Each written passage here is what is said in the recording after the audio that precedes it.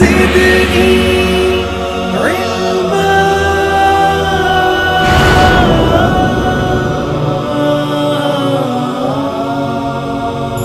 رب زدني علما ألف السلام علیکم ورحمۃ اللہ وبرکاتہ۔ آج 21 رمضان المبارک ہے۔ مسلمانوں کی تاریخ میں یہ آج خاص دن ہے کہ آج حضرت علی کرم اللہ وجہہ کی شہادت کا بھی دن ہے، اور حضرت علی کرم اللہ وجہہ جہاں ان کے اتنے بے شمار مناقبات ہیں، وہاں اللہ کی طرف سے ان پر یہ بھی انعام تھا کہ بچوں میں سب سے پہلے اسلام لانے والے حضرت علی کرم اللہ وجہہ تھے۔ اور ہمارا آج کا جو پروگرام ہے یہ ہم نے خاص طور پر بچوں کے لیے رکھا ہے۔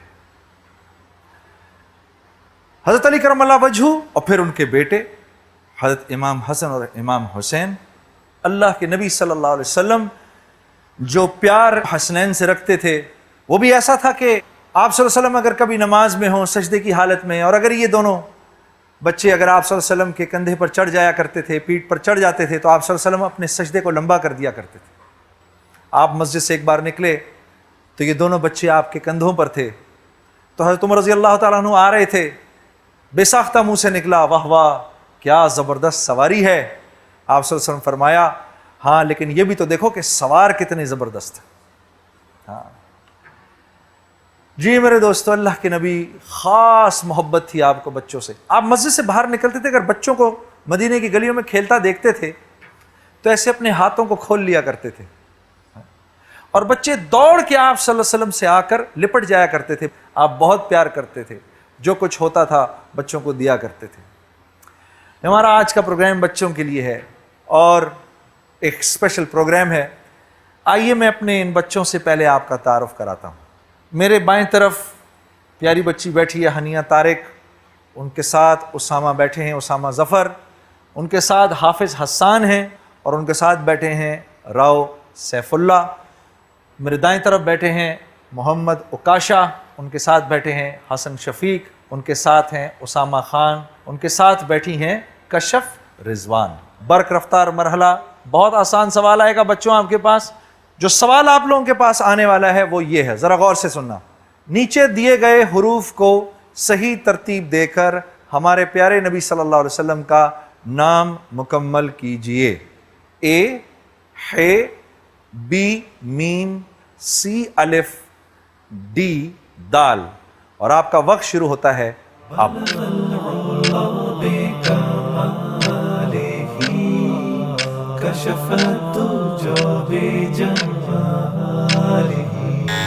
آپ کا وقت ختم ہوتا ہے۔ صحیح جواب ہے احمد، اور صحیح آپشنز ہیں سی، اے، بی اور ڈی۔ 3 بچوں نے صحیح جواب دیا ہے، اور سب سے پہلے جواب دیا ہے حافظ حسان نے۔ آؤ بیٹا، ماشاءاللہ کیا حال چال ہے آپ کا؟ آؤ۔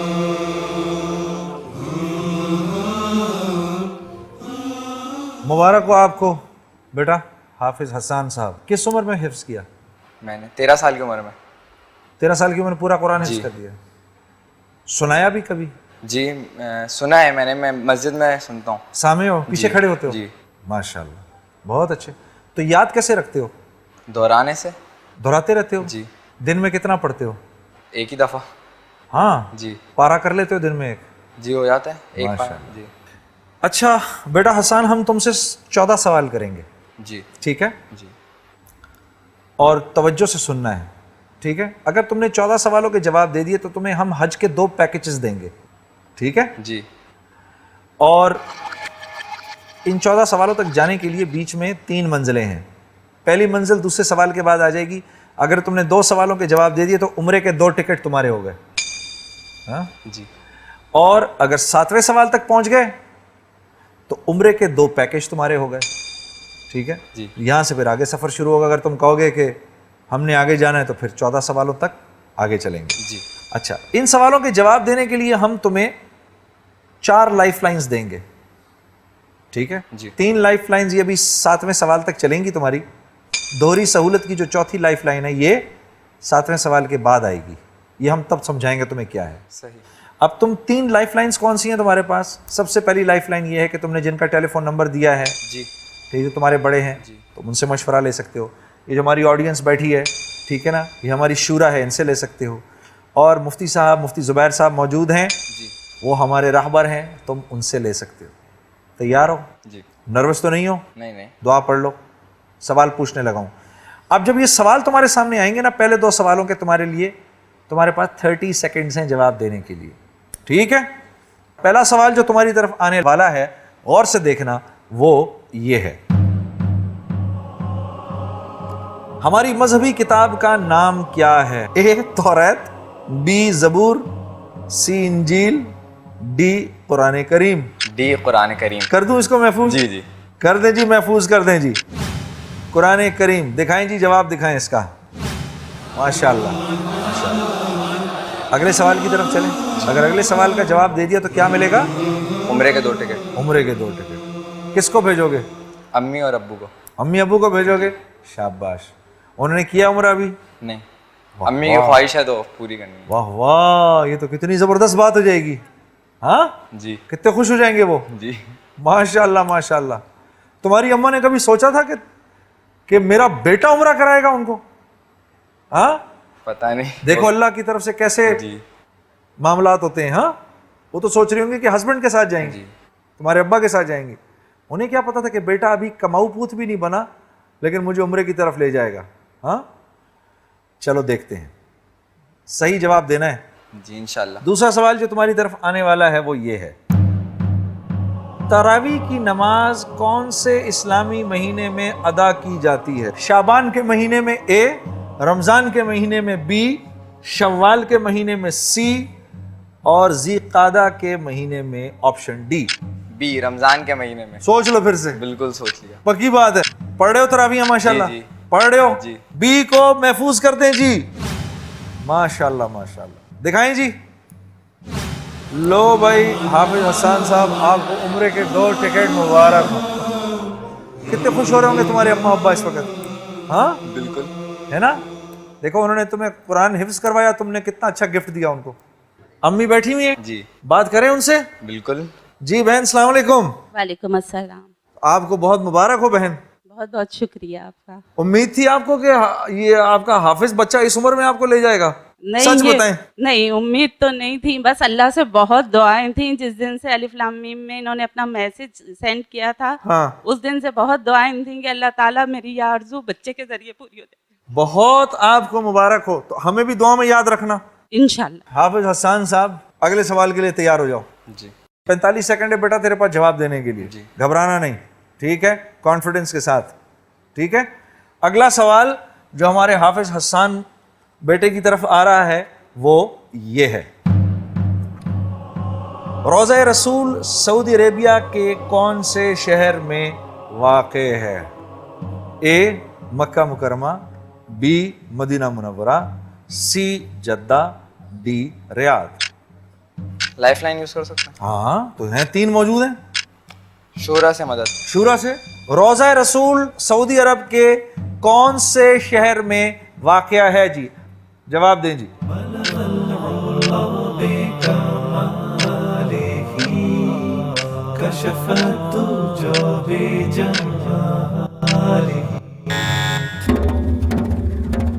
سو فیصد لوگ کہہ رہے ہیں آپشن بی مدینہ منورہ. جی مدینہ منورہ. مدینہ منورہ محفوظ کر دوں؟ جی مدینہ منورہ محفوظ کریں جی. صحیح جواب کیا ہے بریک کے بعد. رب زدنی علما الف لام رب زدنی علما الف لام. جی بریک کے بعد خوش آمدید. آپ سے سوال یہ ہم نے پوچھا روضہ رسول سعودی عرب کے کون سے شہر میں واقع ہے. آپ نے جواب معلوم کرنے کے لیے شورا کی مدد لی. شورا نے آپ کو مشورہ دیا مدینہ 100% یہ کہہ رہے ہیں مدینہ منورہ میں. دکھائیں جی مبارک ہو.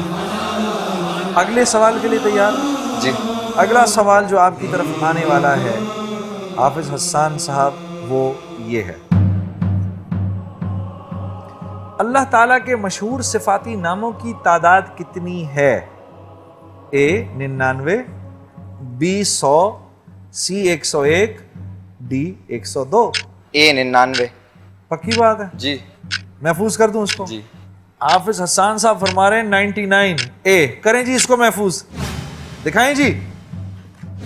مبروک، 4 سوالوں کے جواب دے دیے صحیح، 3 سوالوں کے آپ نے اور صحیح جواب دے دیے تو آپ عمرے کے 2 پیکج جیت جائیں گے. جی. ٹھیک ہے جی. آپ کے پاس 2 لائف لائنز موجود ہیں ابھی. جی. 5واں سوال جو حافظ حسان صاحب کی طرف آنے والا ہے وہ یہ ہے. اللہم لک صمت وبک آمنت وعلیک توکلت وعلی رزقک افطرت. یہ دعا کس موقع کے لیے ہے؟ آپشن اے سحری کے لیے، آپشن بی افطار کے لیے، آپشن سی اعتکاف کے لیے، آپشن ڈی چاند دیکھنے کے لیے. آپشن بی افطار کے لیے. کر دوں آپشن بی کو؟ جی. پکی بات ہے؟ جی. محفوظ کر دوں؟ بالکل. کریں جی، دکھائیں جی. واہ واہ واہ واہ واہ. 5 سوالوں کے جواب صحیح دے دیے حافظ حسان صاحب نے. چھٹے سوال کے لیے تیار؟ جی. 2 لائف لائن آپ کے پاس موجود. چھٹا سوال یہ ہے. فرمان نبی صلی اللہ علیہ وسلم کے مطابق ایک باپ کی طرف سے اپنے بیٹے کو مندرجہ ذیل میں سے سب سے بہتر عطیہ کیا ہے؟ اے رہنے کے لیے مناسب مکان، بی بافراغت زندگی کے لیے مال، سی ایک نیک اور فرما بردار بیوی، ڈی اچھے آداب کی تعلیم. ڈی. کر دوں اس کو محفوظ؟ جی. پکی بات ہے؟ کریں جی آپشن ڈی کو محفوظ کریں. دکھائیں جی.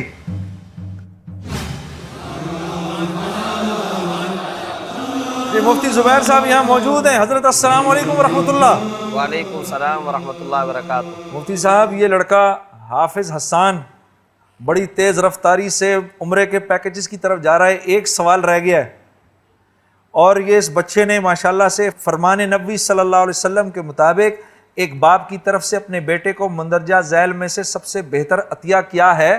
اس کا بڑا صحیح جواب دیا اس نے، اچھے آداب کی تعلیم. آپ کی کیا رائے ہے؟ یہ حدیث در حقیقت ترمذی کے اندر موجود ہے. اچھا. ترمذی جلد ثانی کے اندر ایک روایت ہے کہ آپ صلی اللہ علیہ وسلم نے ارشاد فرمایا لَأَن يُؤَدِّبَ الرَّجُلُ وَلَدَهُ خَيْرًا مِّنْ أَن يَتَصَدَّقَ بِصَاعٍ.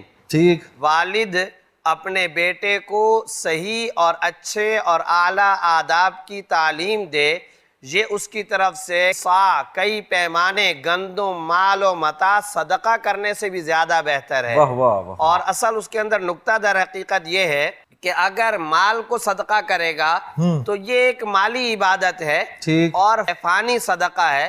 جو کھائے گا جو پیے گا اس کے بعد یہ صدقہ ختم ہو جائے گا. لیکن اگر اپنے بیٹے کو اپنی بیٹی کو اچھے آداب کی تعلیم سکھلائے گا تو وہ ہمیشہ ہمیشہ رہے گا اور اس کا فائدہ متعدی ہے. متعدی کا مطلب یہ کہ لوگوں کو اس کا فائدہ پہنچے گا. یہی وجہ ہے کہ آپ صلی اللہ علیہ وسلم نے ایک حدیث کے اندر یہ بھی ارشاد فرمایا انسان اس دنیا سے چلا جاتا ہے لیکن نیک اور صالح اولاد اس کے لیے صدقہ جاریہ بنتی ہے. وہ تو قبر میں چلا گیا لیکن اس نے اپنی اولاد کی جو اعلیٰ تربیت کی تھی اس کی وجہ سے بے شمار انسانیت کو نفع پہنچ رہا ہے، سکھ پہنچ رہا ہے، راحت اور سکون پہنچ رہا ہے. تو در حقیقت یہ والد کی طرف سے سب سے بڑا صدقہ اور سب سے بڑا عطیہ اولاد کے لیے ہو سکتا ہے. یوں حضرت مجھے تو نہیں معلوم تھا کہ یہ حدیث بھی ہے. جی. میں تو ایسے ہی ذہن گیا اس طرف، وہ سورہ لقمان کی طرف، جی کہ لقمان حکیم نے جو نصیحتیں اپنے بیٹے سے فرمائی، حالانکہ وہ نبی نہیں تھے، اللہ نے ان کا ذکر کیا قرآن میں اور اسی طرح کی خوبصورت باتیں ان کو فرمائیں. تو اس سے مجھے یہی لگا کہ آپ صلی اللہ علیہ وسلم کی کیونکہ کوئی بات بھی وحی سے الگ، تو آپ کی تو ہر بات وحی ہوا کرتی تھی، تو یہ کچھ اس سے بھی کچھ مناسبت ہے. بالکل صحیح فرمایا. وہاں جو جس چیز کا آپ حوالہ دے رہے ہیں حضرت لقمان علیہ السلام کی اس نصیحت کا تذکرہ خود قرآن کریم کے اندر اللہ تعالیٰ نے فرمایا وَإِذْ قَالَ لُقْمَانُ لِابْنِهِ وَهُوَ يَعِظُهُ يَا بُنَيَّ لَا تُشْرِكْ بِاللَّهِ إِنَّ الشِّرْكَ لَظُلْمٌ عَظِيمٌ. اور جب لقمان نے اپنے بیٹے سے کہا اے میرے پیارے بیٹے اللہ کے ساتھ کسی کو شریک مت ٹھہرانا، ان شرک لظلم عظیم، بے شک شرک بہت بڑا ظلم ہے۔ اور اس کے بعد اگلی آیت کے اندر ہے وَوَصَّيْنَا الْإِنسَانَ بِوَالِدَيْهِ، ہم نے انسان کو اس بات کی وصیت کی ہے کہ وہ اپنے والدین کے ساتھ حسن سلوک کا مظاہرہ کرے۔ تو واقعتاً وہ جو ترغیب تربیت ہے وہ لقمان حکیم نے اس سورہ لقمان کے اندر اس کا واضح تذکرہ موجود ہے، اپنے بیٹے کو وہ نصیحت فرما رہے تھے۔ آپ صلی اللہ علیہ وسلم نے بھی حدیث کے اندر والد کے لیے یہ سب سے بڑا صدقہ قرار دیا کہ وہ اپنی اولاد کو اچھی تربیت کر کے سکھائے۔ جی مولانا، یہ پیارے بچے کے برکت سے ایک آخری نقطہ میں آپ سے پوچھنا چاہ رہا تھا۔ جی اسی صورت میں ایک جگہ پر اللہ پاک فرما رہے ہیں کہ لقمان حکیم اپنے بیٹے سے کہہ رہا ہے، یہ میرے سننے والوں کو اس کا بڑا نفع ہوگا، یا بنیا اقم الصلاۃ وامر بالمعروف وانہا عن المنکر واصبر علی ما اصابک ان ذلک من عزم الامور۔ بیٹے نماز پڑھتے رہنا، لوگوں کو اچھائی کی طرف بلانا، برائی سے روکنا، اور بیٹے سخت بات کے اوپر صبر کرنا، بے شک یہ بڑے ہمت کے کام ہیں۔ تو یہ کیا واقعی بڑی ہمت کی باتیں ہیں تینوں؟ بالکل آپ نے صحیح فرمایا، اور حضرت لقمان نے جو یہ نصیحت فرمائی ہے آپ اگر غور فرمائیں گے تو یہ بڑی عجیب گہری نصیحتیں ہیں، اور اس میں بڑا فلسفہ ہے۔ سب سے پہلے تو یہ ہے کہ نماز کا حکم دیا جا رہا ہے، اس سے پہلے میں نے ذکر کیا تھا کہ شرک سے نجات۔ اب بچے کو بچپن سے یہ بتایا جا رہا ہے کہ میرا روزی دینے والا، میرا مشکل کشا اور میرا حاجت روا صرف اور صرف اللہ رب العزت کی ذات ہے۔ پھر نماز پر لایا گیا، پھر اچھے باتوں کا حکم اور بری باتوں سے منع کرنے کی ترغیب دی جا رہی ہے۔ پھر بچے جذباتی ہوتے ہیں اور جو دل کے اندر جس طریقے سے آتا ہے فوراً کر گزرنے کی چاہت ہوتی ہے، تو آگے چل کر کے صبر کی نصیحت فرمائی، اور بعینی یہی صورتحال ہے۔ آپ دیکھیے قرآن کریم کے اندر آپ نے حضرت لقمان علیہ السلام کا حوالہ دے دیا، میں ذکر کروں گا حضرت یوسف علیہ السلام، یہ بھی تو ایک بچے ہی تھے۔ اللہ تعالیٰ کے ہاں بچے کے بچپن کا اتنا بڑا اونچا مقام ہے کہ اللہ تعالیٰ نے ایک بچے کے بچپن کی، اس کی ادائیں، اس کے کھیل کود کو، اس کے خواب کو، والد کے ساتھ اس کی گفتگو اور مکالمے کو خود قرآن کے اندر نقل فرمایا، اور ایک بچے کے اوپر فرما دی جو یوسف علیہ السلام کی داستان پر مشتمل ہے، جسے سورہ یوسف کہا جاتا ہے۔ آپ صلی اللہ علیہ وسلم کے بارے میں بھی آپ نے بالکل درست فرمایا، حضرات حسنین کی جس طریقے سے تربیت فرماتے تھے، اور بعض بچوں کو آپ صلی اللہ علیہ وسلم اذان سکھا رہے ہیں، بعض بچوں کو آپ صلی اللہ علیہ وسلم نماز کا طریقہ سکھا رہے ہیں، بعض بچوں کو والدین کی فرمانبرداری کا طریقہ سکھا رہے ہیں۔ تو آپ صلی اللہ علیہ وسلم بچوں کی اس طریقے سے تربیت باقاعدہ فرمایا کرتے تھے۔ بچے کا دل دماغ خالی سی ڈی اور کیسٹ ہوا کرتی ہے، آپ جو کچھ اس کے اندر بھر دیں گے وہ اس کے اندر فیڈ اور محفوظ ہو جائے گا۔ بہت شکریہ میرے حضرت، بہت بہت شکریہ۔ لو بھائی حسان، تمہاری برکت سے کیسی اچھی اچھی پیاری پیاری باتیں سننے کو مل گئی۔ جی ایک سوال کا تم نے جواب اور دیا صحیح تو عمرے کے 2 پیکج تمہارے ہو گئے۔ جی پوچھوں اگلا سوال؟ جی اگلا سوال جو ہمارے بیٹے کی طرف آنے والا ہے وہ یہ ہے، مختلف احادیث کے مطابق درج ذیل میں سے کس کی مغفرت شب قدر میں نہیں ہوتی؟ اے پڑوسی کو تکلیف دینے والا، بی والدین کا نافرمان، سی نماز چھوڑنے والا، ڈی روزہ چھوڑنے والا۔ ابھی تیرے پاس 2 لائف لائنز موجود ہیں۔ رہبر سے مدد روک دیں جی۔ مفتی صاحب السلام علیکم۔ وعلیکم السلام ورحمۃ اللہ وبرکاتہ۔ حضرت ایک بار پھر آپ کی ضرورت پڑ گئی۔ دیکھیے ان میں سے چاروں آپشن جو ہیں جی حضرت، وہ سارے ایسے ہیں جن کی طرف ذہن جاتا ہے، لیکن آپ نے جو سوال پوچھا ہے اس میں مختلف احادیث کا آپ نے حوالہ دیا ہے۔ نماز کو ترک کرنا یہ انتہائی سنگین نوعیت کا گناہ ہے۔ رمضان چل رہا ہو اور روزہ کوئی نہ رکھے، اس سے بڑی بدبختی کی بات کوئی نہیں ہو سکتی ہے۔ اسی طرح پڑوسی کو تکلیف دینے والا یہ بھی انتہائی سنگین نوعیت کا گناہ ہے۔ لیکن ایک بات بتا دوں کہ مختلف احادیث میں آپ صلی اللہ علیہ وسلم نے ارشاد فرمایا، جبرائیل علیہ السلام شب قدر کے موقع پر دنیا میں تشریف لاتے ہیں اور فرشتوں کی جماعت کے ساتھ حاضر ہوتے ہیں. جن لوگوں نے رات کو عبادت کی ہوئی ہوتی ہے ان کو آ کر کے سلام کرتے ہیں. پھر فرشتوں کی جماعت کو واپس کوچ کرنے کا حکم دیتے ہیں. تو فرشتوں کی جماعت حضرت جبریل سے پوچھتی ہے کہ اللہ تعالیٰ نے اپنے بندوں کے بارے میں کیا فیصلہ فرمایا. تو اس موقع پر حضرت جبریل فرماتے ہیں اللہ تعالیٰ نے اپنے بندوں کی مغفرت کا فیصلہ فرمایا، مگر 4 بندوں کی مغفرت کا اللہ تعالیٰ نے فیصلہ نہیں فرمایا، ان کی بخشش نہیں ہوگی. اب یہ جو 4 آپشن اس میں آپ نے پوچھے، ان میں سے ایک آپشن اس حدیث کے اندر موجود ہے اور وہ ہے در حقیقت والدین کا نافرمان. اللہ اکبر. کیوں پیارے؟ جی وقت شروع ہو چکا ہے، جلدی بتا. والدین کا نافرمان. بی کو کر دوں محفوظ؟ جی. بی کو محفوظ کریں جی، دکھائیں جی. مبارک. اب آگے یہ ہے کہ ایک دوہری سہولت کی جو لائف لائن ہے یہ تمہیں اور مل گئی ہے. جی. یہ ایسے ہے کہ ہم تمہیں آپشن دیں گے تو مجھے کہو گے کہ انکل میں نے دوہری سہولت کی لائف لائن استعمال کرنی ہے. تمہارے پاس 2 آپشنز ہوں گے، تم ایک جواب دو گے، اگر وہ صحیح نہ ہوا تو تم دوسرا بھی دے سکتے ہو، لیکن پہلے ہمیں بتانا پڑے گا. جی ٹھیک ہے؟ جی چلنا ہے حج کی طرف. بالکل. تیار ہو؟ جی. اگلا سوال جو حافظ حسان صاحب کی طرف آ رہا ہے وہ یہ ہے، وہ کون سا شخص ہے جسے قیامت کے دن ایسا تاج پہنایا جائے گا جو 14ویں رات کے چاند کے مشابہ ہوگا؟ اے مجاہد کو، بی حافظ قرآن کو، سی سخی کو، ڈی نیک حکمران کو. Option B. آپشن بی کر دوں پھر میں؟ جی. محفوظ کریں جی آپشن بی کو. صحیح جواب آپ کو بتائیں گے بریک کے بعد. رب زدنی علما الف لام رب زدنی علما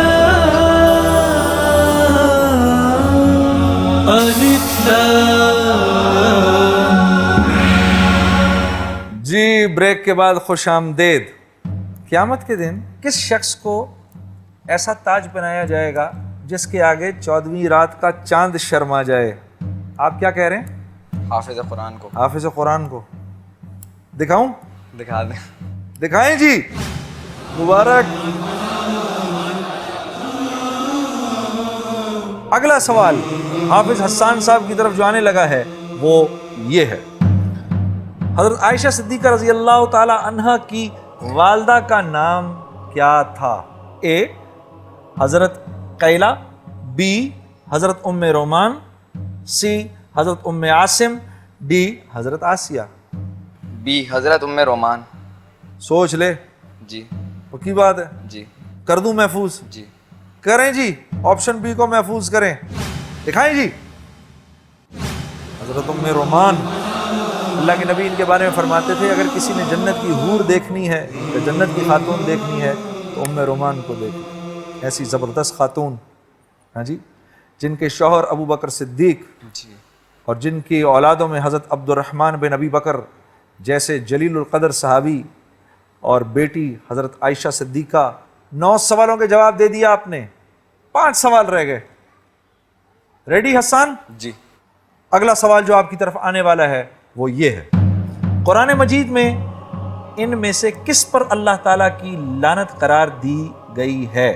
اے روزہ چھوڑنے والوں پر، بی جھوٹ بولنے والوں پر، سی فضول خرچی کرنے والوں پر، ڈی نماز چھوڑنے والوں پر. بی جھوٹ بولنے والوں پر. بی کو محفوظ کر دوں؟ جی. کریں جی. بی کو محفوظ کریں. دکھائیں جی جواب صحیح کیا ہے.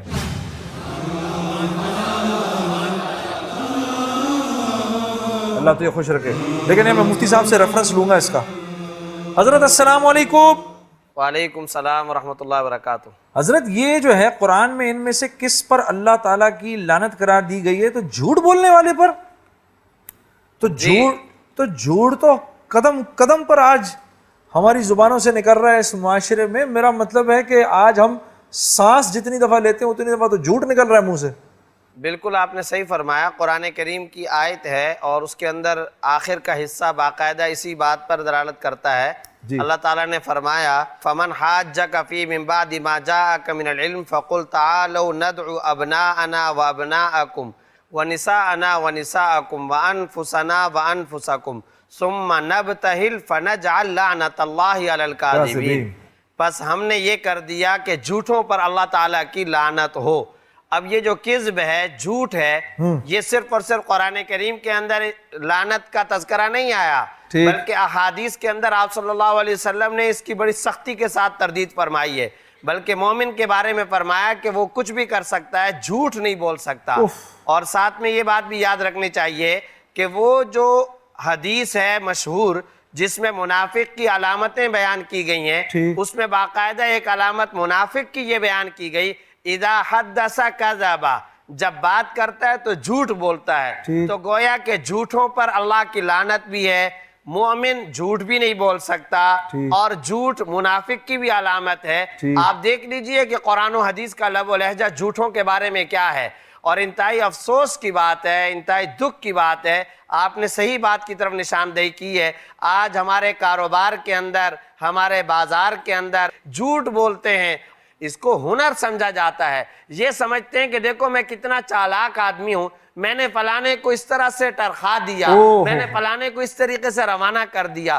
یہ پتہ نہیں ہے تم نے منافقت کا کام کیا، یہ پتہ نہیں ہے تم نے یہ بات کر کے اللہ کی لعنت اپنے اوپر کروا لی ہے، یہ پتہ نہیں ہے کہ قرآن پکار کر کے تم پر لعنت بھیج رہا ہے، احادیث طیبہ کے ذریعے سے تم پر لعنت آ رہی ہے، تمہارا ایمان خطرے کے اندر پڑ چکا ہے۔ مومن کی یہ علامت ہی نہیں ہے کہ وہ جھوٹ بولے۔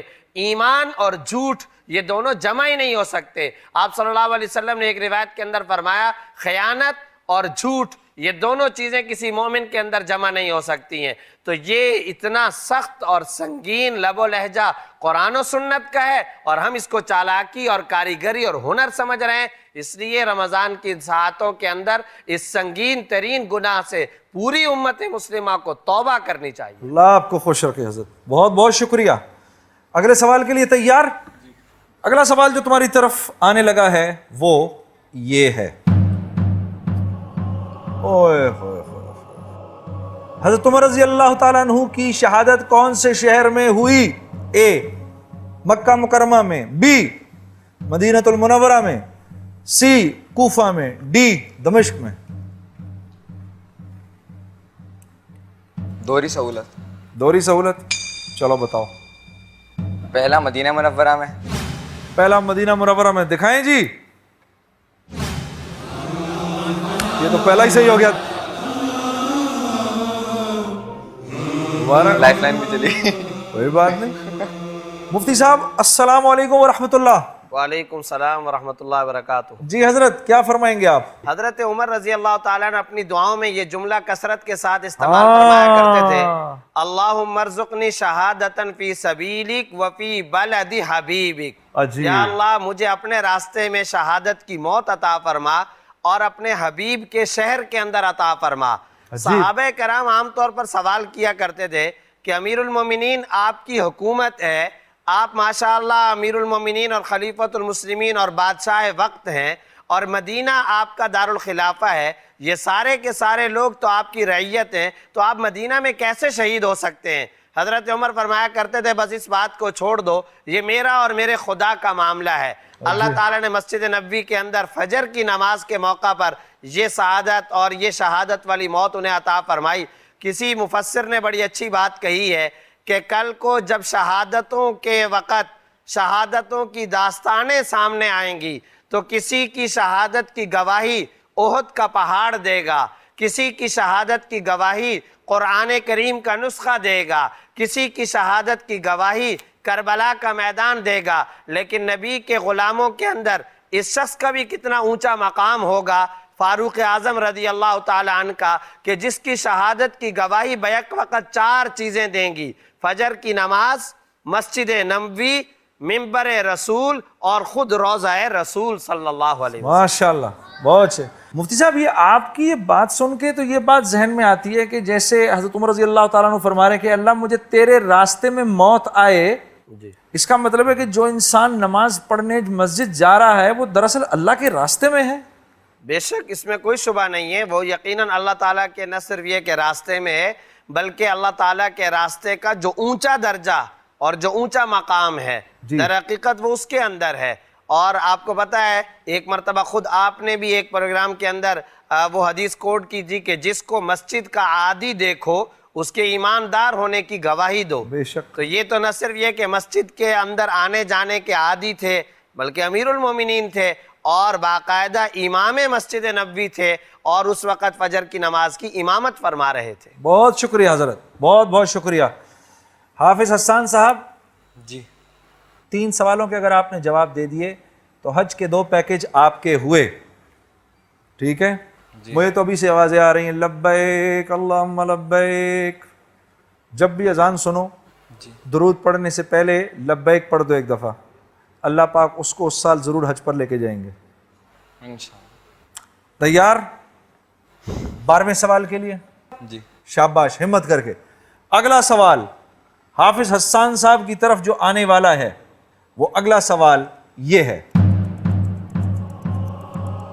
آپ صلی اللہ علیہ وسلم نے کس صحابی کے لیے احد کے موقع پر فرمایا کہ انہوں نے جنت واجب کر لی؟ اے حضرت سعد رضی اللہ تعالی، بی حضرت طلحہ رضی اللہ تعالی، سی حضرت حمزہ رضی اللہ تعالی عنہ، اور ڈی حضرت زبیر رضی اللہ تعالی عنہ۔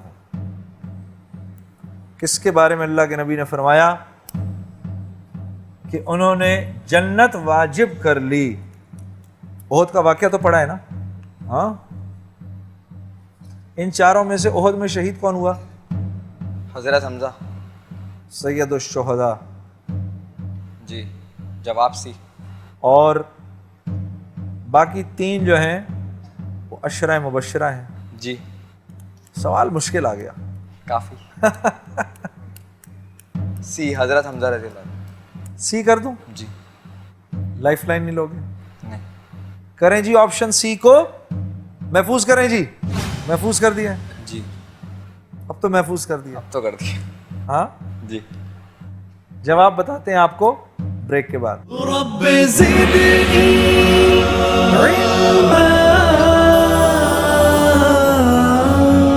ألف لام رب زدني علما ألف لام۔ جی بریک کے بعد خوش آمدید۔ میں نے سوال کیا اپنے بھائی سے کہ آپ صلی اللہ علیہ وسلم نے کس صحابی کے لیے احد کے موقع پر فرمایا کہ انہوں نے جنت واجب کر لی؟ حافظ حسان نے یہ بولا کہ آپشن سی۔ سی حضرت حمزہ رضی اللہ تعالیٰ عنہ۔ جواب دیکھیں، جی سوچ لیں، پکی بات ہے۔ اچھا، ان کے علاوہ کس کے بارے میں ذہن میں آ رہا ہے کہ یہ ہو سکتے ہیں؟ حضرت سعد رضی اللہ عنہ۔ حضرت سعد کے بارے میں آ رہا ہے، دکھائیں جی۔ صحیح جواب کیا ہے جی؟ حضرت طلحہ۔ طلحہ رضی اللہ تعالیٰ۔ کوئی بات نہیں، کہاں تک تو پہنچ گئے تم، کس قدر زبردست بات ہے۔ حضرت السلام علیکم ورحمۃ اللہ۔ وعلیکم السلام ورحمۃ اللہ وبرکاتہ۔ یہ کیا حضرت اس کے پیچھے کیا تھا؟ کچھ تاریخ کچھ ہم نے بھی پڑھی، کچھ سنی، ذرا کچھ آپ وضاحت فرمائیے۔ جی اس سلسلے میں گزارش یہ ہے کہ سنن ترمذی کے اندر بھی یہ روایت موجود ہے، طبرانی میں موجود ہے، بیہقی میں موجود ہے، مسند احمد کے اندر موجود ہے، اور کئی حدیث کی کتابوں کے اندر بڑا تفصیل کے ساتھ یہ واقعہ آیا ہے۔ میں بہت مختصراً ذکر کروں گا کہ احد کے موقع پر آپ صلی اللہ علیہ وسلم در حقیقت ایک مقام کو دیکھنا چاہتے تھے۔ اچھا، تو وہاں پر ایک چٹان رکھی ہوئی تھی، تو آپ صلی اللہ علیہ وسلم اس چٹان کے اوپر چڑھ کر کے سامنے کی طرف نظر ڈالنا چاہتے تھے۔ اس کے لیے حضرت طلحہ رضی اللہ تعالیٰ عنہ کی سعادت کھلی۔ یہ ویسے ہی اس وقت آپ صلی اللہ علیہ وسلم کے جان باز سپاہی کا کردار ادا کر رہے تھے، اور دفاع کا جو حصار بنایا ہوا تھا اس میں حضرت طلحہ رضی اللہ تعالیٰ عنہ بھی تھے۔ جب انہوں نے یہ بھانپا کہ آپ صلی اللہ علیہ وسلم اس چٹان پر چڑھ کر کے دیکھنا چاہتے ہیں، تو حضرت طلحہ رضی اللہ تعالیٰ عنہ نے اپنے آپ کو لٹا لیا۔ تو ان کی کمر مبارک پر آپ صلی اللہ علیہ وسلم نے اپنا پیر مبارک رکھ کر کے چڑھ کر کے اس طریقے سے سامنے کی طرف نظر ڈال کر کے دیکھا۔ اس موقع پر آپ صلی اللہ علیہ وسلم نے یہ جملہ ارشاد فرمایا تھا اوجب طلحہ، طلحہ نے اپنے لیے جنت واجب کر لی ہے۔ واہ واہ واہ واہ واہ واہ واہ واہ۔ بھائی حافظ حسان صاحب، آپ کی برکت سے ہمارے سننے والوں کو، ہمارے نوجوان بچے جو آج یہاں آئے ہوئے ہیں، ہماری آڈینس، اتنی باتیں پتہ چلیں اور ہمیں آپ کے ساتھ اس علمی سفر میں بہت مزہ آیا۔ اللہ آپ کے علم میں اضافہ کرے، ہمت میں اضافہ کرے۔ یہاں پر باہر بیٹھ کر بات کرنا، سننا، سوالوں کے جواب دینا حافظ حسان بہت آسان ہوتا ہے، یہاں بیٹھ کر تم بھی جانتے ہو مشکل ہوتا ہے نا، یہاں کنفیوژن بھی ہوتی ہے، سب لوگ دیکھ رہے ہوتے ہیں، لیکن ماشاءاللہ سے آپ نے بہت اچھا، یہ آپ نے ماشاءاللہ آپ کا سفر رہا، ہمیں آپ کے ساتھ بہت مزہ آیا۔ ہاں، آپ 2 عمرے کے پیکیجز جیت چکے ہیں، وہ ہم آپ کو دیں گے، وہ آپ اپنے والدین کو گفٹ کیجیے گا۔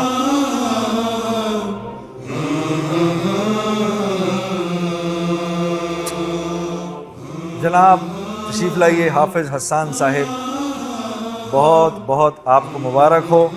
یہ لو، آؤ ادھر بیٹھو، اس طرف آ جاؤ۔